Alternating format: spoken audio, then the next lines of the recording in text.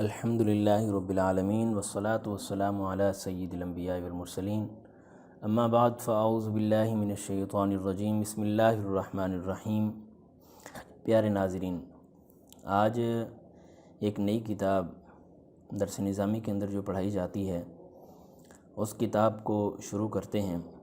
اس کتاب کا نام ہے مقدمۃ الشیخ۔ یہ اصول حدیث کے موضوع پر سب سے پہلی کتاب درس نظامی کے اندر پڑھائی جاتی ہے۔ اب اس کا پہلا سبق شروع کرنے سے پہلے اس کی اصول حدیث پر کیونکہ یہ کتاب لکھی گئی ہے تو ضروری ہے کہ حدیث پاک کا ترجمہ، حدیث پاک کی تعریف، موضوع، فائدہ، غرض و غایت، اس کا حکم، سب سے پہلے ان چیزوں کا جاننا ضروری ہے۔ تو مصنف علیہ الرحمہ نے سب سے پہلے اس کی تعریف خود ہی کتاب کے متن کے اندر بیان فرما دی ہے۔ تو کہتے ہیں کہ حدیث پاک کن کن چیزوں پر حدیث کا اطلاق ہوتا ہے۔ فرماتے ہیں اعلم ان الحدیث فی اصطلاح جمہور المحدثین یطلق علی قول النبی صلی اللہ علیہ وسلم و فعلہ و تقریرہ۔ اب یہ حدیث پاک کی تعریف انہوں نے بیان فرمائی، مزید بھی اس حدیث پاک کی تعریف یہاں تک بیان فرما کے اب آگے تقریر کا معنی بیان فرماتے ہیں، اور اس کے آگے بھی وَكَذَلِكَ يُطْلَقُ الْحَدِيث عَلَى قَوْلِ الصَّحَابِي، یہاں سے بھی آگے حدیث کی تعریف ہے۔ تو حدیث کی مزید آگے حدیث کی تعریف کرتے ہوئے آگے بیان فرماتے ہیں وَكَذَلِكَ يُطْلَقُ الْحَدِيث عَلَى قَوْلِ الصَّحَابِي وَفِعْلِهِ وَتَقْرِيرِهِ وَعَلَى قَوْلِ التَّابِعِ وَفِعْلِهِ وَتَقْرِيرِهِ۔ یہ بھی حدیث پاک کے اندر آتا ہے۔ اس کا مطلب یہ ہے کہ حدیث پاک جمہور محدثین کے اصطلاح میں حدیث پاک کا اطلاق آقا علیہ الصلاۃ والسلام کے فرامین پر بھی ہوتا ہے، فعل پر بھی ہوتا ہے اور تقریر پر بھی ہوتا ہے۔ اسی طرح حدیث پاک کا اطلاق جس طرح آقا علیہ الصلاۃ والسلام کے فرمان، فعل اور تقریر پر ہوتا ہے، اسی طرح حدیث پاک کا اطلاق صحابی کے قول، فعل اور تقریر پر بھی ہوتا ہے۔ اور جس طرح صحابی کے قول، فعل، تقریر پر حدیث پاک کا اطلاق ہوتا ہے، اسی طرح تابعی کے قول، فعل، تقریر پر بھی حدیث پاک کا اطلاق ہوتا ہے۔ جیسا کہ مصنف علیہ الرحمہ نے اپنے متن کے اندر ارشاد فرمایا کہ حدیث پاک کا اطلاق جو ہے نا وہ آقا علیہ الصلاۃ والسلام کے فرمان، فعل اور تقریر پر ہوتا ہے۔ تو ان میں سے صرف ایک کی وضاحت فرمائی کہ ومعنی تقریر، تقریر کا معنی کیا ہے، قول اور فعل کی، اس وجہ سے اس کی وضاحت نہیں فرمائی۔ یہ دیکھیں یہاں تقریر کی وضاحت فرماتے ہوئے ومعنی تقریر اس طرح ارشاد فرمایا، علی قول و فعل، اس کو نہیں ارشاد فرمایا۔ یہ اس وجہ سے کیونکہ یہ بالکل واضح اور روشن کی طرح آیا تھا کہ آقا علیہ الصلاۃ والسلام جو ارشاد فرما دیں وہ حدیث پاک ہے، آقا علیہ الصلاۃ والسلام جو کریں گے وہ سنت ہے، وہ بھی حدیث پاک۔ اور تقریر کا کیا مطلب ہے؟ ومعنی التقریر انہ فعل احد او قال شیئا فی حضرتہ صلی اللہ علیہ وسلم۔ یہاں سے اس کی مختصر وضاحت یہ آپ کی بارگاہ میں عرض کرتا چلوں کہ تقریر کا معنی یہ ہے کہ آقا علیہ الصلاۃ والسلام کے سامنے کوئی صحابی کوئی کام کرے یا کوئی چیز کہے، آقا علیہ الصلاۃ والسلام اس کو سنیں بھی اور دیکھیں بھی، اس کے باوجود آپ خاموش رہیں اور اس کو برقرار رکھیں، نہ اس کو روکیں اور نہ اسے منع فرمائیں، تو اس کو بھی حدیث پاک کہا جاتا ہے، اور یہ حدیث تقریر اس کو کہتے ہیں۔ اسی طرح یہ حدیث کی تعریف آپ نے سن لی، اور حدیث کا فائدہ بھی ہے۔ حدیث کا فائدہ کیا ہے؟ بس اس سے پہلے حدیث کا موضوع کیا ہے؟ حدیث کا موضوع ہے، موضوع اس کا سند اور متن ہے، یعنی حدیث پاک کا موضوع سند اور متن ہے۔ اور سند اور متن کو سمجھنے کے لیے میں آپ کے سامنے سند اور متن کی مثال دینا چاہتا ہوں۔ امام بخاری کی ایک روایت ہے، حدثنا آدم بن ابی ایاس قال حدثنا شعبۃ عن قتادۃ عن انس قال قال رسول اللہ صلی اللہ علیہ وسلم لا یؤمن احدکم حتی اکون احب الیہ من والدہ وولدہ والناس اجمعین۔ اب یہ حدیث پاک بیان کی گئی ہے، اس کے اندر سند بھی بیان کی گئی ہے، متن بھی بیان کیا گیا ہے، اور آپ خوب جانتے ہیں کہ اس میں سے سند کیا ہے اور متن کیا ہے۔ متن ہے لا یؤمن احدکم حتی اکون احب الیہ من والدہ وولدہ والناس اجمعین، یہاں سے جو ہے نا متن ہے۔ اس سے پیچھے جو بیان کیا گیا حدثنا آدم بن ابی ایاس، یہاں سے لے کر حضرت انس رضی اللہ تعالیٰ عنہ تک یہ اس کی سند بیان کی گئی ہے، اور اس کا موضوع جو ہے یعنی علم اصول حدیث کا جو موضوع ہوتا ہے وہ سند اور متن ہوتا ہے۔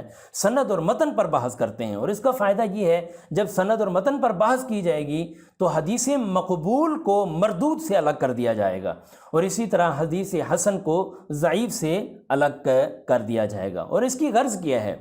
یہ تمام یہ چیزیں کیوں کر رہے ہیں؟ یہ علم حدیث کی تعریف بھی کی، سند پر بحث کی، متن پر بحث کی، اور اس کے فوائد بھی حاصل کیے۔ اس کی غرض کیا ہے؟ اس کی غرض یہ ہے سیانت الاحادیث من الکذب والاختلاق، حدیث کو بچانا، کس سے بچانا؟ جھوٹ سے بچانا اور من گھڑت باتوں سے بچانا، یہ جو ہے نا حدیث پاک کی غرض ہے، اور اس کا حکم یہ ہے کہ اس کا علم حاصل کرنا فرض کفایہ ہے۔ اور اسی طرح جیسے آپ نے سنا کہ حدیث پاک آقا علیہ الصلوۃ والسلام کے قول، فعل اور تقریر کو کہتے ہیں، اسی طرح صحابی کے قول، فعل، تقریر کو بھی حدیث پاک کہتے ہیں۔ تو صحابی کی تعریف سنتے جائیں، صحابی اس ہستی کو کہتے ہیں، اس شخصیت کو کہتے ہیں جو ایمان کی حالت میں آقا علیہ الصلوۃ والسلام سے ملاقات کرو اور اسلام پر ہی آپ کی وفات ہوئی ہو، انہیں صحابی کہا جاتا ہے۔ اور تابعی کسے کہتے ہیں؟ کیونکہ تابعی کے قول وعلی قول التابعی وفعلہ وتقریرہ، یہ آپ دیکھ سکتے ہیں کتاب کے متن کے اندر انہوں نے بیان فرمایا کہ تابعی کے قول، فعل، تقریر کو بھی حدیث پاک کہتے ہیں۔ اور یہ جمہور کا قول ہے نا، جمہور علماء کے نزدیک حدیث پاک ان تین چیزوں پر بولی جاتی ہے، آقا علیہ الصلوۃ والسلام کے فرمان، فعل اور تقریر پر بھی، صحابی رسول صلی اللہ علیہ وسلم کے قول، فعل، تقریر پر بھی، اور تابعی کے قول، فعل، تقریر پر بھی حدیث کا اطلاق ہوتا ہے۔ اور تابعی کی تعریف یہ ہے کہ اس ایمان کی حالت میں صحابی علیہ الصلوۃ والسلام سے ملاقات کرے اور ایمان پر ہی ان کی وفات ہوئی ہو۔ اور آگے حدیث پاک کی اقسام بیان کرنا چاہتے ہیں۔ حدیث پاک کی سب سے پہلی قسم ہے المرفوع۔ حدیث مرفوع کی سب سے پہلے تعریف کرتے ہیں۔ حدیث مرفوع کی تعریف یہ ہے فمن تہا الی النبی صلی اللہ علیہ وسلم یقال لہ المرفوع۔ حدیث پاک مرفوع حدیث پاک کی تعریف یہ ہے کہ آقا علیہ الصلوۃ والسلام تک کسی حدیث پاک کی انتہا ہوئی ہو، یقال لہ المرفوع، اسے حدیث مرفوع کہتے ہیں۔ آقا علیہ الصلوۃ والسلام تک حدیث کی انتہا کا مطلب یہ ہے کہ صحابی یہ کہے کہ قال رسول اللہ صلی اللہ علیہ وسلم، جیسے آپ نے سنا، میں نے پہلے مثال اس کی بیان کر دی تھی، عن قتادہ عن انس قال رسول اللہ صلی اللہ علیہ وسلم۔ اب حضرت انس رضی اللہ تعالیٰ عنہ نے اس حدیث پاک کی انتہا آقا علیہ الصلوۃ والسلام تک کر دی، تو اس حدیث کو حدیث مرفوع کہتے ہیں۔ اب مرفوع حدیث کو حدیث مرفوع کیوں کہا جاتا ہے؟ اس کی وجہ تسمیہ کیا ہے؟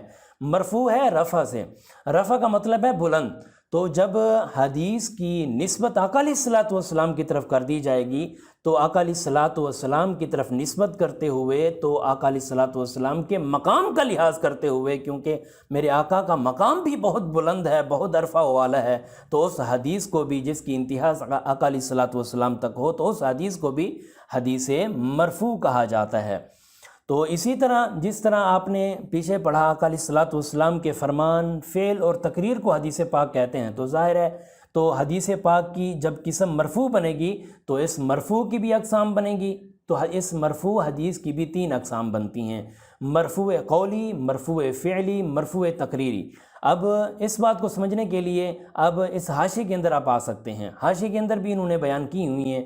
مرفوع قولی کیا ہوتا ہے؟ مرفوع قولی یہ ہوتا ہے کہ کوئی صحابی یا ان کا غیر یہ کہے کہ قال رسول اللہ صلی اللہ علیہ وسلم کذا، آقا علیہ الصلوۃ والسلام نے اس طرح ارشاد فرمایا۔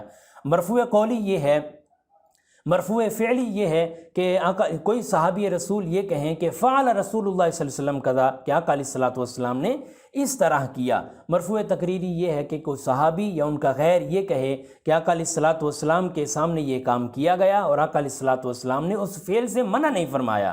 اور مزید بھی یہاں مرفوع کی ایک اور جو ہے نا تعریف کی گئی ہے، مرفوع وصفی۔ مرفوع وصفی یہ ہے کہ کوئی صحابی یا ان کا غیر آقا علیہ الصلوۃ والسلام کی تعریف کرتے ہوئے کہے احسن الناس خلقا، آقا علیہ الصلوۃ والسلام بہت اچھے اخلاق والے تھے، بہت بہترین اخلاق والے تھے۔ اب یہ تمام چیزیں آپ نے حاشیے کے اندر پڑھیں۔ مزید ایک بات آپ کو عرض کرتا چلوں کہ کسی بھی کتاب کا حاشیہ اس کتاب کو حل کرنے کا بہترین ذریعہ ہوتا ہے، کیونکہ کوئی بھی محشی جب کسی کتاب کا حاشیہ لکھتا ہے تو یا تو وہ اس کتاب کے اندر ماہر ہوتا ہے، تب جا کے وہ اس کتاب کا حاشیہ لکھتا ہے۔ اگر وہ یہ بات بھی ہوتی ہے، اس کے علاوہ ایک اور بات بھی ہوتی ہے، وہ یہ ہے کہ کسی علم کے اندر کوئی مصنف، کوئی محشی اتنا قابل اور ماہر ہوتے ہیں تو وہ اس علم کی کسی کتاب کا بھی حاشیہ لکھنا چاہیں تو وہ آسانی سے اس کتاب کا حاشیہ لکھ سکتے ہیں۔ اگر یہ بات بھی نہ ہو تو کوئی مدرس جن کو عرصہ دراز تدریس کرتے ہوئے استاد محترم کو گزر چکا ہو تو ان کا تجربہ اتنا بڑھ چکا ہوتا ہے، وہ کسی کتاب کا بھی حاشیہ لکھنا چاہیں تو بآسانی اس کتاب کا حاشیہ لکھ سکتے ہیں۔ اب یہ ہمارے اندر ایک خامی پائی جاتی ہے ہمارے طلباء کے اندر۔ ہمارے طلباء جب کوئی بھی کتاب پڑھتے ہیں تو اس کے حاشیے کی طرف متوجہ نہیں ہوتے۔ اگرچہ جو ہے نا اس کتاب کے حاشیے کے اندر اس مکمل سبق کو بیان کر دیا گیا ہوتا ہے، اس عبارت کو اچھے طریقے سے حل کر دیا گیا ہوتا ہے، اگر ہم تھوڑا سا بھی التفات اس حاشیے کی طرف کر دیں تو اس کتاب کو ہم اچھی طرح سے حل کر سکتے ہیں۔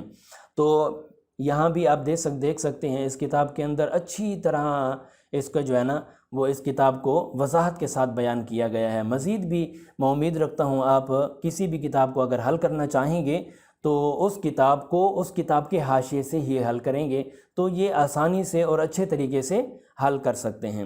تو آخر میں آپ کو یہ عرض کرتا چلوں کہ اس کتاب کا پہلا سبق آج ہم نے پڑھ لیا ہے۔ تو اب اس چینل کو، جس چینل پر آپ یہ دیکھ رہے ہیں میرا اسلام جو ہے نا یہ چینل ہے، یوٹیوب چینل، اس کے اندر آپ یہ پہلا سبق آپ نے پڑھا، اب مزید اس چینل کو سبسکرائب کر دیں تاکہ آپ کو اس کتاب کے اور مزید دوسری درس نظامی کی دوسری کتب کے اسباق جو ہے نا وہ بآسانی آپ کو مل سکیں۔ اگر آپ اس طرح کریں گے تو ظاہر ہے آپ کو اچھی طریقے سے کہ اس کے جو ہے نا وہ اسباق بھی مل سکیں گے اور آپ اچھے طریقے سے اس کو مزید حل بھی کر سکیں گے۔ جزاک اللہ خیرہ۔ السلام علیکم ورحمۃ اللہ وبرکاتہ۔